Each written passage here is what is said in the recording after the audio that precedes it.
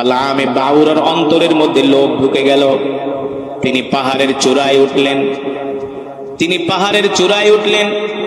উঠে আল্লাহ তাআলাকে বলতেছেন, আল্লাহ আমি কি পয়গম্বর মুসার বিরুদ্ধে বদদোয়া করব? আল্লাহ তাআলা বলে, সাবধান সাবধান, তুমি পয়গম্বর মুসার বিরুদ্ধে বদদোয়া করবে না, কারণ পয়গম্বর মুসা হলো আমার নবী। তার বিরুদ্ধে বদদোয়া করলে আমি তোমাকে ধ্বংস করে দিব। আমি আল্লাহ তোমাকে ঈমান দিয়েছি, তাকওয়া দিয়েছি, ইখলাস দিয়েছি, পরহেজগারি দিনদারিত্ব দিয়েছি। সুতরাং তুমি দিন থেকে, ইসলাম থেকে বের হয়ে যেও না। তুমি দুনিয়ার লোভে পড়ো না, লোভে পড়ে তুমি ঈমান বিক্রি করে দিও না। দুনিয়ার লোভে পড়ে ঈমান বিক্রি করে দিও না।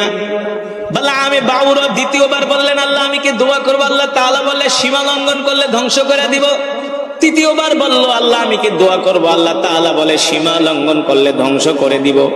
বালামে বাউরা বলল, আমি